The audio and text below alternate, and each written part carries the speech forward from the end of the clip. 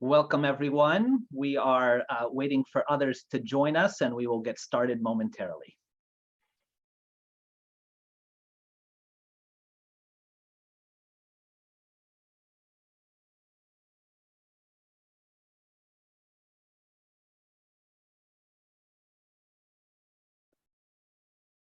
Good afternoon and welcome, everyone. We're still having folks join, so we will wait a few more seconds here, and we will get started in a bit.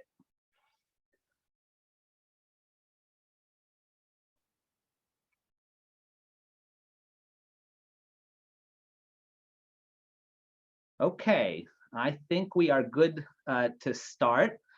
Good afternoon, everyone. My name is Ariel Avgar, and I'm a professor and a senior associate dean for outreach and sponsored research at the ILR School at Cornell University.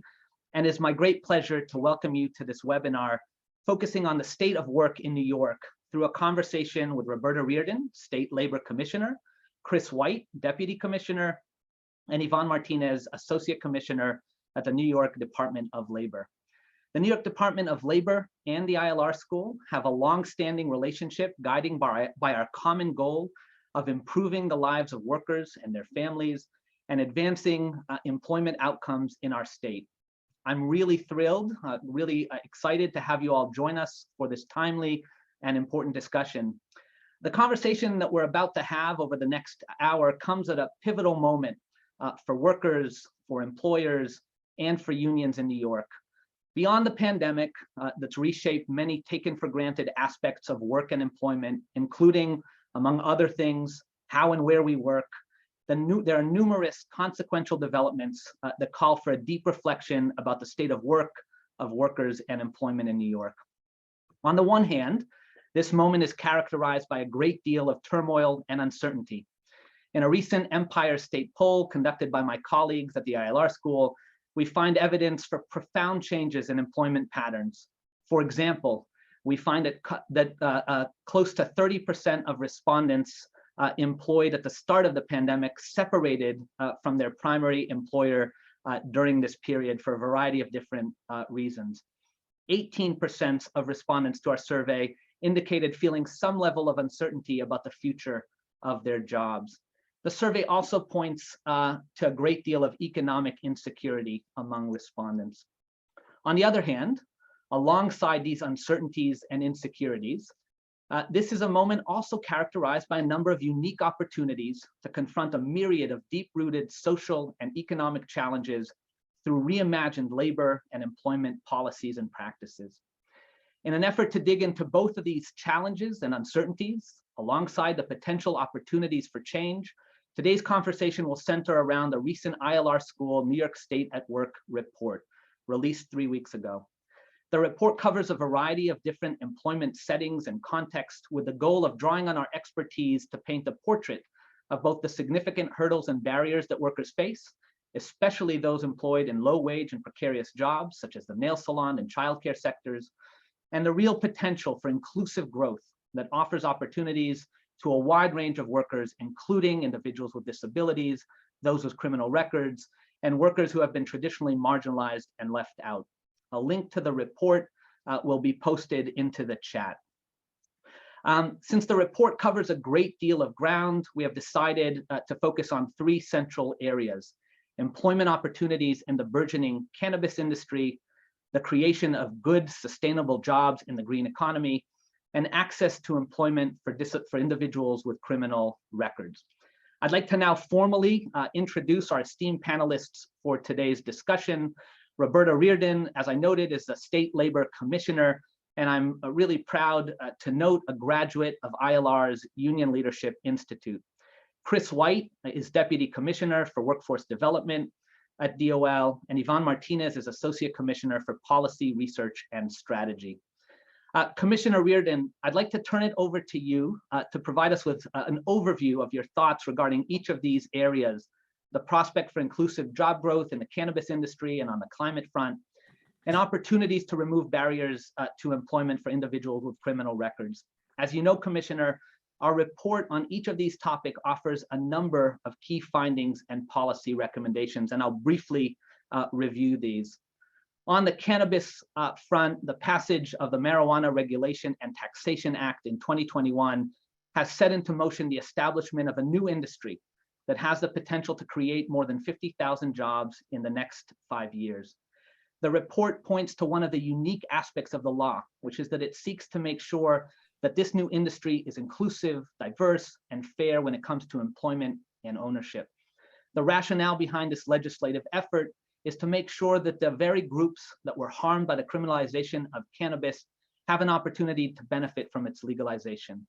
Our report suggests that some of the barriers to enhancing a diverse workforce in the cannabis industry are due to lack of awareness of career opportunities and existing skill and training gaps for applicants.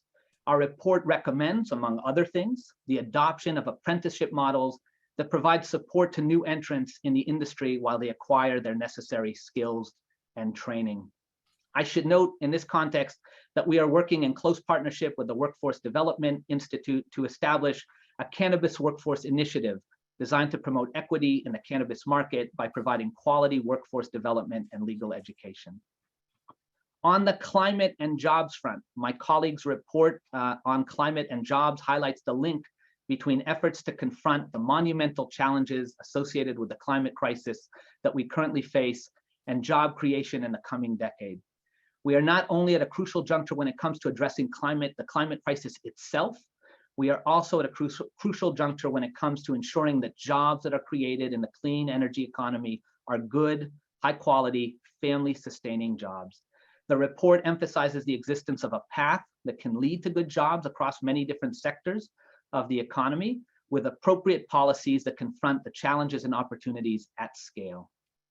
Finally, the report on employment for justice impacted individual emphasizes the significant barriers that individuals with criminal records need to overcome in their job search process. The report points to the different ways in which employers' hiring processes are often not conducive to identifying skills and capabilities of applicants with a criminal record. Our report recommends efforts to enhance micro-credentialing as one example for justice-involved individuals and other upskilling opportunities tailored for specific sectors and industries. Commissioner, with that background in mind, I'd love to turn it over to you to let us know what you think about each of these domains. Well, thank you so much, Ariel. And it is such a pleasure to be on this panel with all of you today. I have enjoyed a long relationship with Cornell and the ILR school, and you've been significant players in my own life. And as commissioner, I'm thrilled to be able to continue that relationship. The study, everybody watching this, be sure to read the study because it's fabulous. So thank you for all the great work you've done.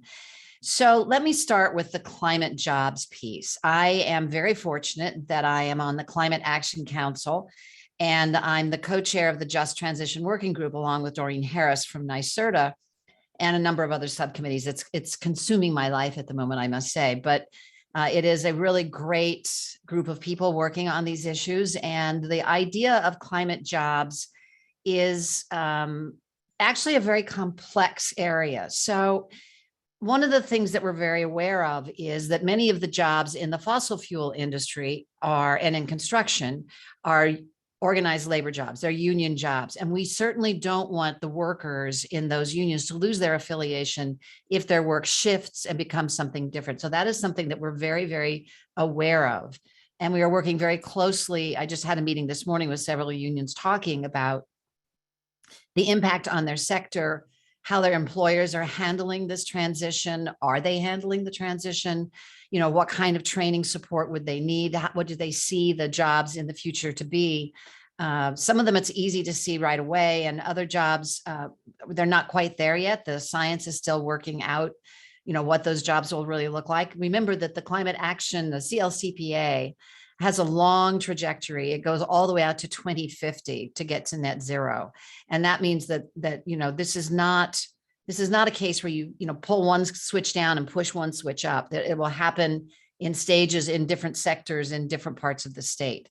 But we want to make sure that we have the capacity to transition workers from their old jobs to the new jobs. We also are under a mandate from the CLCPA to make sure that underserved communities also have a shot at these new jobs. People think of the work, a lot of people think of this work as construction work, and that's true. There is a lot of construction and building trades work to be done, the deep water wind, building out the grid, changing buildings to electricity, but there are also other jobs beyond that. So we encourage people to think about what are some of the other jobs that are going to be needed in the green economy. Obviously, a lot of science and tech work. There'll be retail and sales. There are a lot of different jobs that people should be looking to get into. And we want to make sure that those opportunities are identified, and that what we do, not only identify the jobs, that we can help connect people to training so that they're ready to hit the ground running when those jobs open up. Think of the green energy industry as being similar to the fossil fuel energy, but different mechanisms, but same idea. One other thing I'd like to point out, there is an Environmental Bond Act that is going to be on the ballot in November, and I hope people will take a look at it. It's very impactful, but there are a lot of labor protections included in that act to make sure that, again, that labor is at the table and is protected as we go out to do this work. It's just another example of the state really showing their belief in the just transition. Moving on to the justice impacted, this is a very difficult area, as you said. It's very complex for people who are coming out of incarceration. Sometimes it depends on how old they were when they went in, how long they've been in, what kind of facility that they were in. The barriers get greater, depending on how early or late you were there. But coming out of incarceration, one of the first things we know that people have trouble with is they don't have appropriate IDs. And the ability to get an ID is a really, really fundamental thing that everybody needs. And it's shocking to think that you get released from incarceration with no ID at all. And so, making sure that we can facilitate that for people, because you can't drive, you can't get on a plane, you can't apply for a job without an ID. So that's a really important piece of it. And I think we just take for granted how easy the access is for most of us. That's not an easy path. Sometimes it's a self-inflicted caution that the person may have. Sometimes it's societal, or both. There's a great need for more support. Obviously, education and training is critical. We need to make sure that these opportunities are available where these people are. They, often you come out of a facility, not only do you not have an ID, you also have no form of transportation. So we want to make sure that we can help them in the area that they're living in, help them find work in the area that they are living in. I want to take a moment and acknowledge Esta Bigler's work with this population. She has done a tremendous amount of work helping people who've been justice involved, particularly on working on expunging their records. Because you come out of a facility, you're ready to start a new life, and you've got this anchor tied around your leg, and it really is a hindrance on getting a job. She has done marvelous work. We've also, at the DOL, we've worked a lot with docs on training to create pathways for employment. There are some significant barriers. Unfortunately, when you're incarcerated, you cannot go on the internet. And so it really reduces their ability to become tech savvy. And that, as we transition to a Zoom environment like we're in right now, that is a problem for people. That's a skill they're going to have to learn. And I guess they'll have to learn it once they're out of the facility. The micro-credentialing, again, a huge, huge piece of this. And I will say that micro-credentialing is going to become important for everybody. As we move into a world of lifelong learning, everyone's going to have to learn more skills as they go through life, but micro-credentialing is very important for this population. And the last area we're going to talk about is cannabis. It is a great opportunity. I mean, the number of jobs that will open up is really significant. And of course, as you said, we have a priority to make sure that we work with the underserved communities, the communities who actually suffered the most from the drug laws in New York State. Now they have an opportunity to be part of the recovery. And that is a real focus for us at the DOL.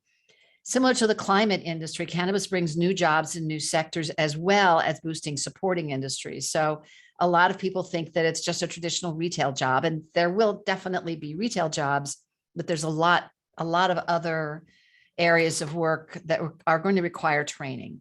And again, one of the things the DOL is able to do is we're going to be able to connect people to the appropriate training, whether it's a community college or, some other kind of training that they're going to need to do this work.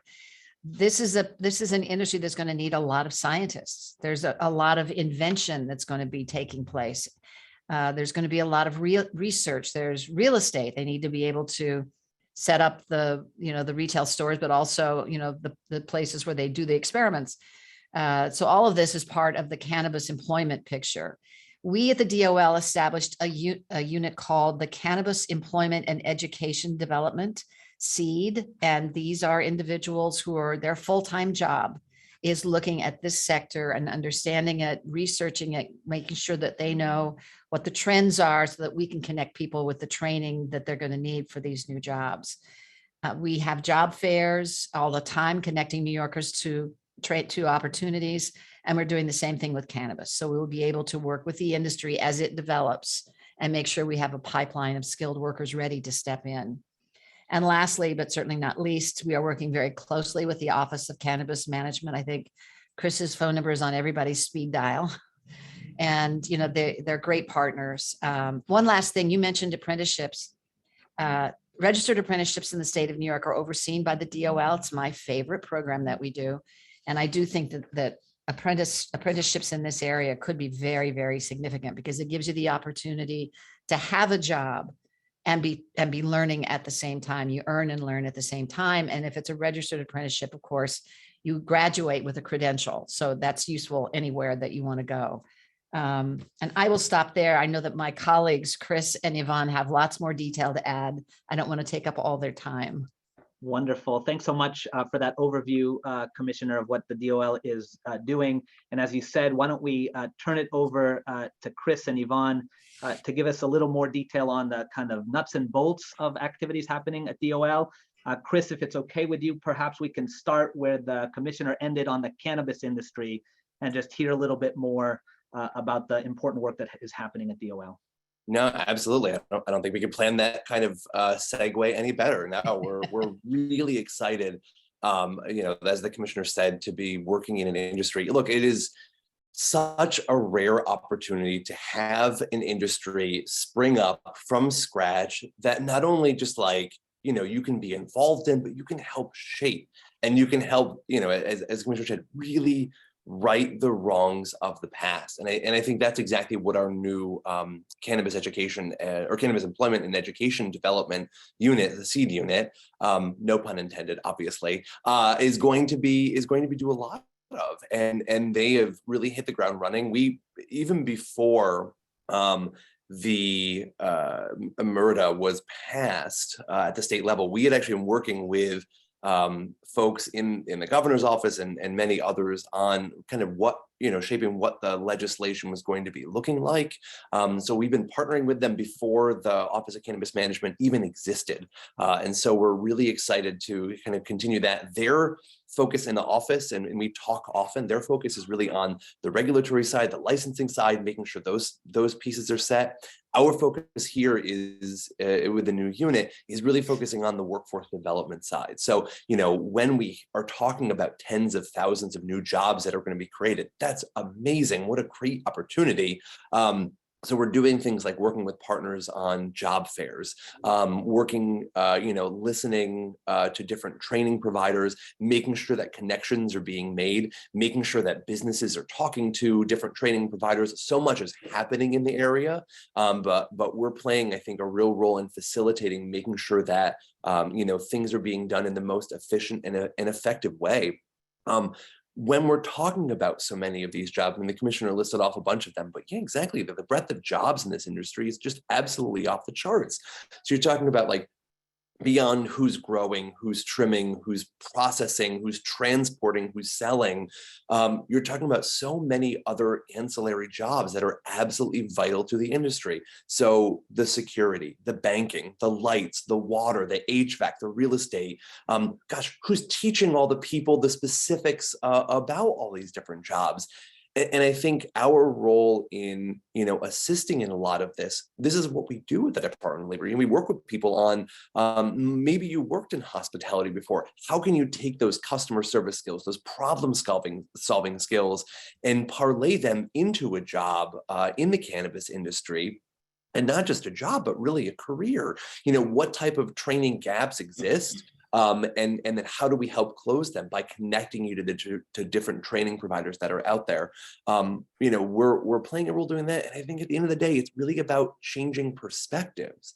There's a lot of people out there who really misunderstand, I think, a lot of what the industry potential is, what it brings, what it means, the economic impact, the social impact as well, really behind that, and making sure people are really well aware of that, and then doing our job of validating these type of jobs and venerating these type of career opportunities, especially when it comes to talking, with young people about the career potentials in this industry, and not just the adult use cannabis industry, hemp, and many of the other ancillary industries that are going to accompany it, that are already accompanying it. And we're really excited about that. Like I said, we had an opportunity to be working hand in hand with the Office of Cannabis Management, and we're also doing a lot with SUNY in this space as well. SUNY has been really at the forefront. There are a number of campuses across the state and community colleges, and some of the 4 years too, who have programs right now with people learning. And SUNY actually put out some funds for their campuses to increase different programs as well. We helped go through some of those applications for the programs and choose the winners there. They were announced probably about a month ago now, and they're already getting off the ground. We've been working with them a lot too. Really exciting stuff.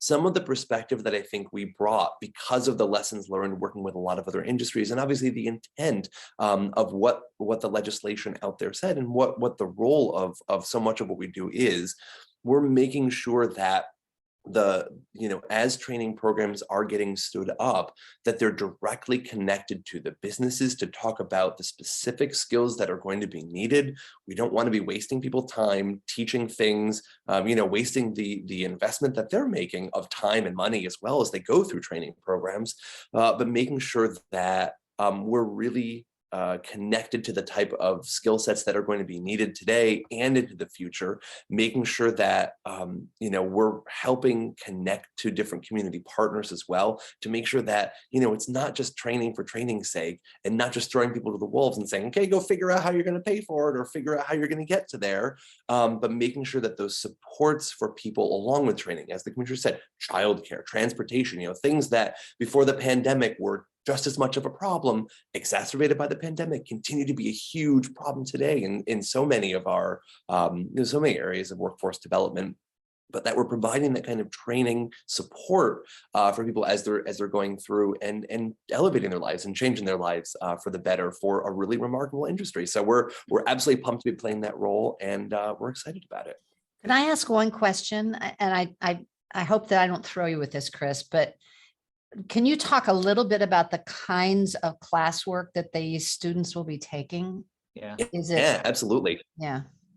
Yeah, so it really runs the gamut depending on the type of career potential the person's seeking. It is in many cases pretty highly customized. So there's actually there's a community college right a little west of Albany that's doing very specific customized training on an individual basis. So the degree they're getting is customized depending on the path they want to take. Mm-hmm. And that is but one of the opportunities out there. And the individual is actually working at a business as part of it. It's similar to the registered apprenticeship type of model where someone's getting classroom instruction. They're learning about, for a couple of the individuals, it's, how to grow plants appropriately, how to manage pests, how to make sure they're getting the right amount of minerals and that sort of thing.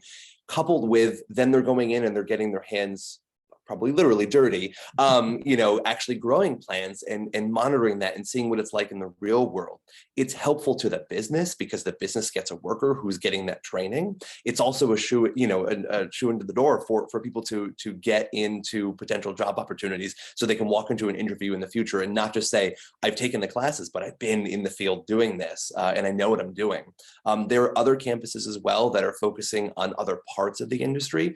So one campus is focusing a bit more more on the logistics processing side. Another campus has courses focused on exclusively on the growing, and they've taken their horticulture program and expanded it out so people can have that type of growing type of experience. So it really is pretty highly specified. But one of the things they talk about with people in all of the programs is, ultimately, what are the type of jobs? It is not just, oh, you want to work in cannabis, go do these courses. It is not that. It is very much focused on the end result. And I give SUNY, and CUNY's doing some too, I know, and they're in the works, but especially on the SUNY side, they're really advanced in it, but they've been very thoughtful about the kind of future focus for what they're doing.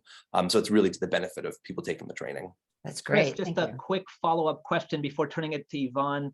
On the kind of health and safety related to this new industry, is there a focus on that dimension? That's something that we have a little bit of expertise at ILR, but I wonder if that's a piece that is being integrated into the training. Yeah, it definitely is. One of the things we're actually talking about with the Office of Cannabis Management is, so we actually have a health and safety division at the Department of Labor, focuses on health and safety in the workplace. So we have a bit of expertise in that. Obviously, we handle the public sector side of it. OSHA handles the private sector side. But one of the things that we're focusing in on is making sure that anyone who enters the industry, whether you are a security guard, whether you're driving a truck for the industry, whether you're in a plant processing or growing on a farm, all of those jobs have some baseline of knowledge that's going to be needed. We should make sure that every single person who enters the industry and gets a job is aware of what those things, so that when they're seeing certain things, they know, gosh, I remember something in the past, someone said something in a training that I took, I should probably address this with my manager. So that is the type of thing that's going to the training that actually the Office of Cannabis Management is working on. We've been working with them hand in glove on that.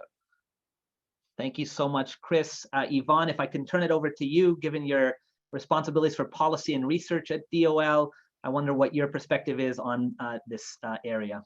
Sure. No, thank you so much. And, to my colleague, Chris, you guys have been so busy doing great work, really great work. But, from our perspective, so I primarily oversee our research and statistics group. A lot of the work that we do involves the, it's very data centric. It's very much focused on what is happening in the labor market.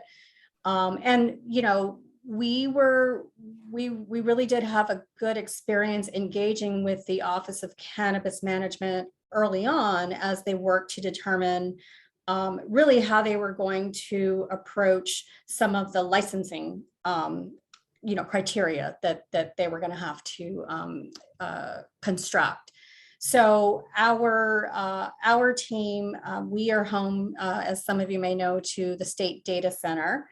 And it's a great resource in helping people to navigate the various census data sets and tools. And we already have a pretty close working relationship with some of your colleagues at Cornell on census. But in this cannabis role, we were, able to work with our colleagues at the Office of Cannabis Management, again, to dig into some of the decennial census data and the American Community Survey data, help them to navigate that, to, test some, ideas and theories about what their approach would look like. And, it was a pretty involved process, but again, I think it was a really it was a good process. Again, relying on each other's expertise, I think, helps advance the work of the state. And then, not only did we interface with that organization, but internally, our team is, often supporting the work of our colleagues within the Department of Labor. So for our internal colleagues in Chris's shop, we were able to provide some data support in other ways. We recently have really tried to change the way we do business, change the way we look at data, the way that we share data, and the way that we leverage data. So in working with the SEED team, we worked with them to map out for example, some career center locations and better understanding which municipalities were deciding whether they were going to opt in or out on cannabis. All of this kind of playing to the idea of planning and anticipating how the program is going to unfold, and then how that might impact our work internally. And as we work with our various customers, of course, the most important being, you know, people who we're trying to connect to success in this industry. You know, I'm certain that this collaboration, that the spirit of collaboration is going to continue to grow and to evolve as we seek to learn more and as we seek to evaluate and share information that's actually backed by data with the public. So again, it was a great experience. I'm sure, you know, there will be much more work to do in the coming years, but we've really built a solid foundation, I believe, with our relationship building. Thanks so much, Yvonne. I love this combination of on-the-ground activities that Chris described to focus on this industry, complemented by the sort of data analysis that DOL has the capacity to do that you just described. Commissioner, before we move on to climate and jobs, I don't know if there was anything else you wanted to add on this front before we continue to sort of the next area of focus that we were going to cover. No, I think, you know, they both have handled their sections extremely well. They are both very busy on this front. Yeah, listening to all the work that you both do just on the cannabis industry front makes me wonder when you have time to do anything else. But speaking of other things, why don't we shift to talk about sort of the opportunities? One of the themes of this discussion is that there are a lot of opportunities for new jobs, new job creation. And we, both the commissioner and I, talked about climate and jobs. And Commissioner, I wonder if I could turn it to you to start a discussion in more detail around the work that DOL is engaging in this area. Sure. So, you know, we're doing a lot of work. I mean, as I said earlier, identifying what those jobs are is a big part of this effort, because, you know, it's a developing area of opportunity. So we're really looking at that. One thing I want to point out, I gave them a shout out at the end of my other section. Registered apprenticeships are going to be really big in this area. Obviously, the building and construction trades are the gold standard in this state and probably in the country for registered apprenticeships. They do them really, really well. And that, you know, the great thing about the union registered apprenticeship programs is they have the capacity not just to train apprentices as they come through in the beginning, they also have a really unique capacity to upskill workers as technology changes the workplace. And in the climate area, that is really going to be critical. I had a conversation with some of the people at the New York City Carpenters, and I asked them, I said, I was visiting one day and I said, so, you know, how many journey workers come back and get upskilling per year? And he laughed. He said, oh, we always have way more journey workers coming back than apprentices. And they have a very large number of apprentices. But he said the way they work is changing so dramatically. And in order to be competitive, they come back to the apprenticeship training center and then they get upskilled. They invested in a laser cutter about 10 years ago for making soffits and things like that. Completely changes the way that you work. And if they hadn't done that, they would have been out of the game. So they are very aware of staying ahead of wherever this effort's going to go. So that is a really critical piece of training. But we're also looking around to see, you know, what other training opportunities there are going to be. Obviously, SUNY and CUNY, the community colleges all play a very large role in these training opportunities, because that's going to really be key, getting people ready for this kind of work. You know, I just want to say here, by the way, I'm on the Climate Action Council, and I was very, very happy a couple of months ago. My friend, the president of the state AFL-CIO, Mario Salinto, was appointed to the council, and he brings a really critical union-focused voice to this conversation. And he is a great partner to have in this conversation, because he understands the pressure that organized labor will be under to adapt and change, but he also understands how important it is for us to stay ahead of that and not be caught behind the changes. He's a great colleague. And, the future jobs, solar, the renewable work, solar and wind, we're just in the infancy, actually. So right now, the state is establishing solar farms. Up till this point, most of the solar work has been on individual buildings. Now they're doing huge, expansive farms where they can generate much more electricity. And the same thing with the wind energy, the deep water wind. I don't have the numbers, I forget the numbers, but the amount of energy that they will generate is massive. And it will completely change the scale of everything we do. The other thing that I think we're watching closely, two things: hydrogen, which is going to play a very big role, but the science is still evolving in that area, and batteries, because there's going to have to be a lot of battery storage. So that's also not really developed yet. And I'm going to turn to Chris and Yvonne for more comments on in detail. Chris, I can go first if you don't mind, because I think you'll probably foot to our work after I say a few words. So for our research team, in support of the commissioner being on the Climate Action Council Just Transition Working Group, I'm sure a lot of the people listening today are aware that there was a job study that was created to give the really high level overview of where we think employment is going in 4 primary sectors. So the study looks at buildings, fuels, electricity, and transportation. And they, their findings had some pretty significant numbers in terms of what they see the job opportunities growing by 2030, and then even later into 2050. Our team, again, because we have labor market expertise across the state, to the extent that we could help inform that discussion, we did.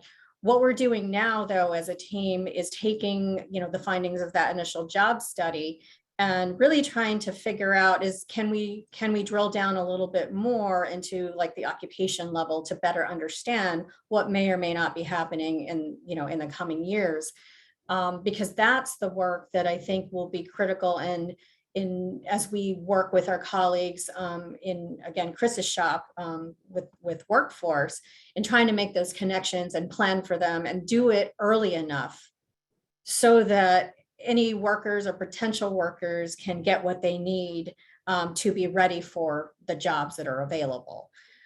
So again, this is ongoing work. It's certainly very complex. And I think there's a lot of different schools of thought out there on what actually will materialize, but we're doing what we can, again, from a very data-centric position to try and better understand, what the future holds so that we can plan our work accordingly. So Yvonne, just one question on the data front before turning it over to Chris. You talked about drilling down to the occupational level. I wonder what analyses are being conducted sort of at regional level, sort of differences in terms of both job need and availability across. Yes, and that's a really great question. And actually the job study, the first one, the high level job study, did break down by region. We want to do the same thing at the occupational level. We do want to know what is the read, out in Western New York versus, the Capital District versus, New York City. That's very, very much an important aspect of any type of planning.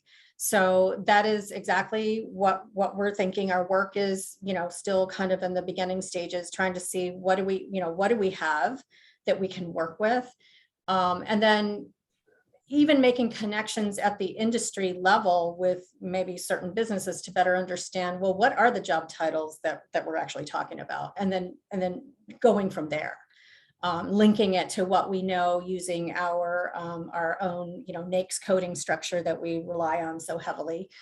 That's all going to be an important aspect to the work that we do. Great, thanks, Yvonne. With that, maybe Chris, I'll turn it over to you. What do you do with this important data in terms of action? No, totally. And I think, and Chris has the crystal ball, by the way. So. Oh, totally. Yeah, no, just asking 2035, we're going, no, no, and I think exactly as Yvonne and the Commissioner and Ariel, you've all said, like, we don't have the crystal ball, we don't know, but what we do, I think, know is regardless of the specific job, regardless of the specific industry, there is going to be a baseline of skills out there that everybody in this industry has to, much like cannabis, imagine, right? Has to know. They have to have this awareness. I think we start that more in like elementary school and middle school. And I think we see a lot of that sort of stuff.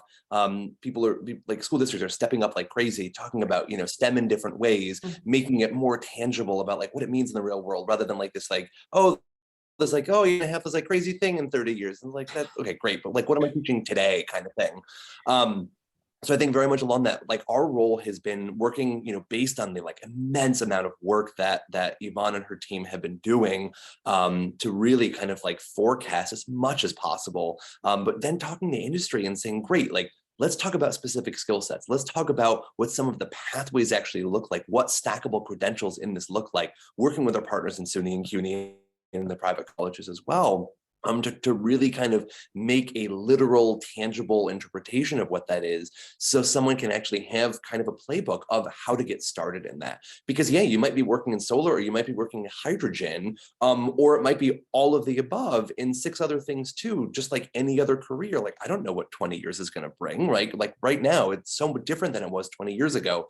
But there are still fundamentals that are not going to be changed, or are not going to be changed enough that we shouldn't be focusing on that sort of thing as a baseline off of which to grow. And I would add to what Chris just said, I think too, part of this conversation has to be with industries, with businesses, is having a very real conversation about what really is necessary to be ready for the job. I think we're seeing a big change, a big sea change right now in terms of business expectations, worker readiness, how those two things meet. And I think that'll continue even in the green industry. So again, what really are the credentials that a person needs to get their foot in the door to be ready to work? And is, how businesses are looking for people, are seeking these workers out, does that match? Again, what really is needed, or are they overshooting? And does that mean that you block people from entrance when that doesn't necessarily need to be the case? One thing we've noticed, before we started having the clean energy or cannabis conversations, this has been a conversation for a number of years now in workforce development, that a lot of employers will have, the qualifications. Well, you have to have a 4-year college degree, and sometimes even just a high school diploma. And we really have begun asking, why? Does this person have life experience that gets factored into their application? Because I think that those degree requirements used to be a sieve. It was a way to because there were so many people applying for jobs, it was a way to keep them out. Now, the labor market has flipped, and now people are desperately trying to find workers. And we're saying to them, you need to reevaluate the way you write your job descriptions and what the qualifications really are. And I think with the new cannabis jobs and the new climate jobs, it's a real opportunity to have a conversation with employers and say, what is it you really need? And, why do you have this qualification if this person already has this kind of experience, and see if you can get better matches. That's such an important point, Commissioner. I want to just make 2 comments before we transition to our third area of focus. One is to say that I think it's precisely the shortage across many different industries and many different domains that offers this opportunity to create a more inclusive, diverse workforce in these 2 areas that we've just talked about. There's a demand for employees, and we need to figure out ways to enhance the pool of workers in each of these areas. Commissioner, you earlier gave a shout out to Esther Bigler on the cannabis and on the criminal justice front. I want to give a big shout out to another one of my colleagues, Lara Skinner, and her colleagues at the Labor Leading on Climate initiative that do a lot of work around the issues that all of you talked about, the kind of link to labor and climate and kind of the transition, and also a better understanding of the policies needed to get us to a workforce that is skilled and trained to work in the areas that you've talked about. And we're really pleased to be sort of working alongside the efforts that you've just described in each of those domains. So with that, I think, why don't we transition to our third area of focus, and that's employment for justice impacted folks. Chris, if I can turn to you and have you lead us off in this discussion, building on the commissioner's comments earlier in the discussion. Yeah, absolutely. I think, you said it a second ago that you mentioned the tight labor market meeting a lot of opportunity. I think very much so for individuals who are justice involved. We have seen businesses like never before, really looking for breaking down any of the barriers that they had really put up before. And this is a huge conversation that we have. So 2012, go back 10 years, we actually launched a program called Work for Success, and it built off a number of things we had done in the past, but it was really kind of cementing some of our best practices around assisting those who are justice involved. And we, really work a lot with individuals on how you answer certain questions, how you prepare for job interviews, making sure that, you can talk about the skills that you've gained and the experiences that you've had, even if they were in the distant past. And then working with, we did a lot of work, and I know Esther was a huge part of this, the reentry task force under the previous administration, supporting really, I think best described as like multi-dimensional nature of being justice involved. Right? It doesn't happen in a vacuum. It is like any barrier to work, it usually is compounded by other things in your life. I mean, which makes sense because we're all human beings. And because it's so intertwined, we have expertise. We actually have people hired and trained in our career centers whose job is working with people who are justice involved, because we know that, having the expertise on, maybe you need, a community partner to help you find housing. Maybe, as your commissioner said, getting IDs, getting, those basic kind of things aligned, making sure that we're connected with all the other state agencies who do this. So it's not just, oh, we're only going to do our piece of a piece of this, helping you find a job, and then you're kind of off on your own. No, we have gone so far as, as the commissioner said, we're working with the Department of Corrections and Community Supervision, along with a lot of community-based organizations, in partnership with parole officers, because reemployment is such a vital piece to connecting someone, along with housing, family supports, the social connections, all those pieces really combine, and a job is just but one piece of it. But how do we play a role as a connective tissue, really helping people? We actually have, in addition to helping individuals, we also work with businesses. We have a team of people who go out and we market, individuals to businesses for different job opportunities. And like I said, I know that businesses are clamoring for people, and very, very open to this, because of the conversations that we have with businesses all the time. So we have been marketing, individuals who are part of this program for a decade now, and there are tens of thousands of individuals who have been successfully connected to jobs because of it. Talking about opportunity, much of the work was put on pause during the pandemic, just because so much of the in-person stuff was. We are getting back to that. I think, like everything else, we are looking to rebuild so many of the connections that we had made and have found so successful. But 2.5 years ago, the world changed, and now it's time to revisit those, regrow them. There's turnover in so many of these organizations, so we are working on doing that. We actually, a couple days ago, had in Albany, we had a resource and empowerment fair for individuals who were justice involved. But the fair side was resources, and focusing on making sure, before we get to a job fair, which we're going to do in another couple of weeks, but before we even get to that point, let's make sure that all the resources are aligned, so someone can walk into a potential job interview and application process and feel really good about where they are, have those basic questions asked, give them the platform to make sure that's happening, kind of surround people with all the resources at once. And it was a really successful event. And that's the sort of thing that I think we want to do more of, because like I said, in the vacuum, none of this happens appropriately. And honestly, it's the right thing to do. So we are. Wonderful. Thanks so much, Chris, for that description. Yvonne, can I turn it to you to comment on any data-related matters on this front? Sure. Just generally, again, speaking to the fact that our research and statistics division, support so many of our other colleagues and other divisions on the data front. And a lot of it is, it's internally, it's, being able to provide information, just to the extent that we can take data that they have and help to provide analytical support so that they can maybe measure outcomes, track performance. To that extent, we will continue to work, and even in this space, because I think it is important in terms of accountability, in terms of transparency. So again, even on this topic, as well as many others, we would continue to lend that type of support to our colleagues. Great, thanks so much, Yvonne.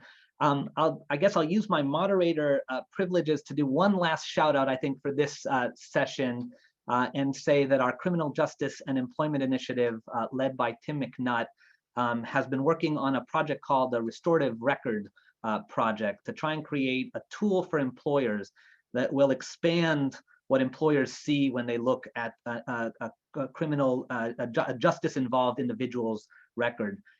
Chris alluded to this, and Tim McNutt says this all the time: individuals are way more than the worst thing that they've done, and we want to be able to see that on the record. And so alongside Matt Sala and Jody Anderson, Tim is working on a kind of app that will help to provide employers with that information. And I guess I'll say one last shout out is our colleagues Matt Sala and Lawanda Cook work on the intersection between criminal justice and disability, especially for youth.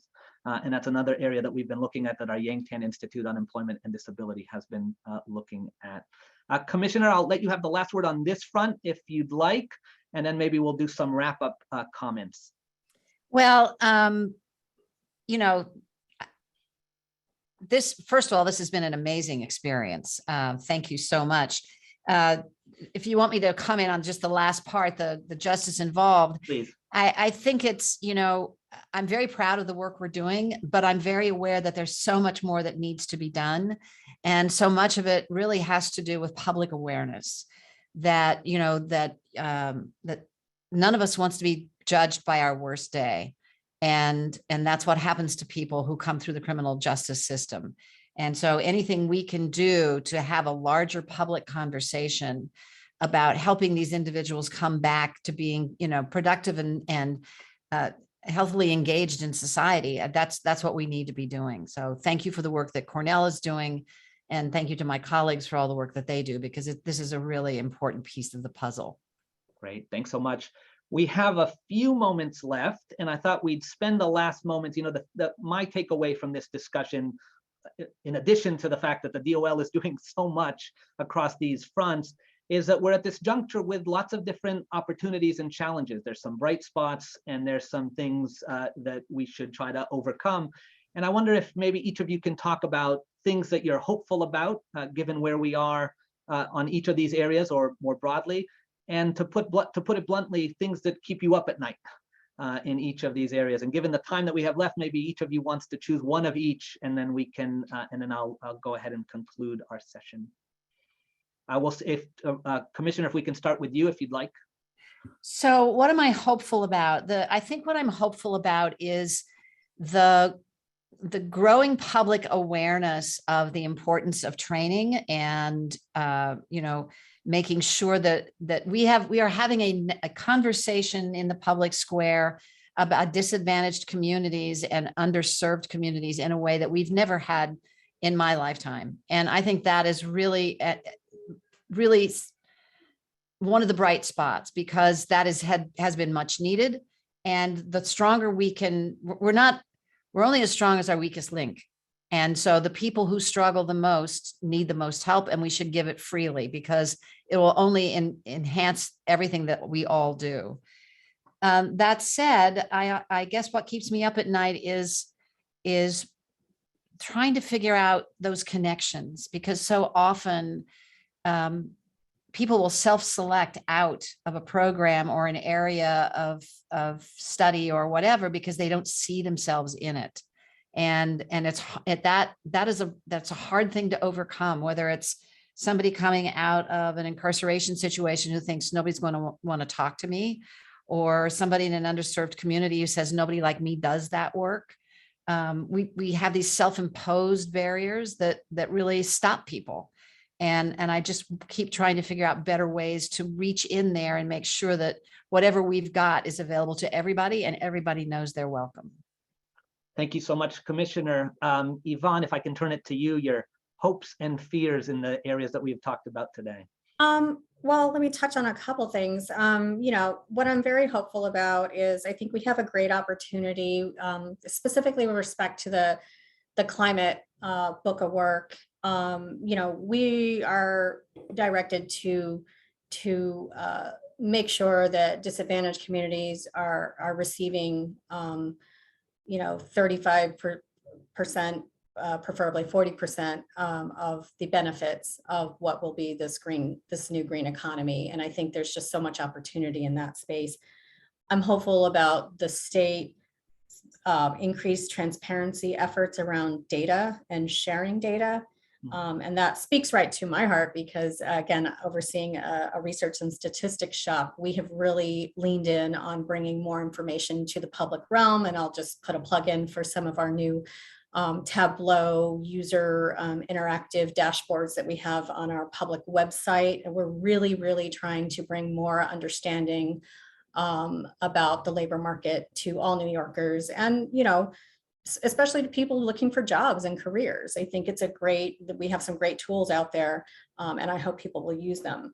What keeps me up at night? Probably, and sometimes I feel there is an expectation to be able to tell the future. It's tough work to understand what will unfold in the next 10, 20, 30 years. Especially when there is little or no data available. But again, we do what we can to interface with other organizations, other states, other experts to bring a better understanding to the extent that we can to all of these conversations. Wonderful. Thanks so much, Yvonne. Chris, we'll conclude with you, your fears and hopes. I hope you're sleeping well, but what keeps you up at night? Excellent. Yeah, no. So I mean, look, our world has had a fundamental shift that happened. It started 2.5 years ago. So many things that we've seen since have been exacerbated and, and that sort of thing. But it doesn't, it's really good opportunity as well. And I think, really what we have now is a world where people have a level of vocabulary about things that they never had before. We can have conversations around things that 10 years ago, we never would have had conversations around. I can say things to a group of people today and they're all nodding their heads. And that is really awesome and eye-opening to me. And I think we just need to keep that momentum going, because at the end of the day, that level of transparency and openness and willingness to really rethink things at a core level is vital to our success in the future. What keeps me up at night is also something very heartening. And that is the scale of need out there across everything, right? We have the day we live in today has so many technological solutions that can do things at scale like nothing else. But what solves all of these issues is that one-on-one connection, that validation that, yes, it's worth your effort. Yes, you should do this. That sort of thing is not going to be going away anytime soon. But why I'm heartened about it is we're able to have conversations like we are today. The people who have taken their time, of precious time, to tune in and listen to this, all of us can take away the nugget of, I can make a difference by literally having a conversation today. And to me, that is life-changing. Thank you so much, Chris. I know we're at time, but I want to just conclude our discussion with a few quick notes of thanks. First and foremost, a very big thanks to our terrific panelists. Thank you all for your insights and perspective, and even more importantly, for the work that you do each and every day on behalf of workers and employers in New York. I want to thank my amazing colleagues at the ILR School for their work on the New York at Work report that set the stage for today's important discussion. And last but not least, I want to thank all of you for joining us for this conversation. At the ILR School, we look forward to continuing these important discussions with our colleagues at the New York DOL and with policymakers, workers, unions, and employers across the state. Thank you all. Thank Bye. you. Thank you.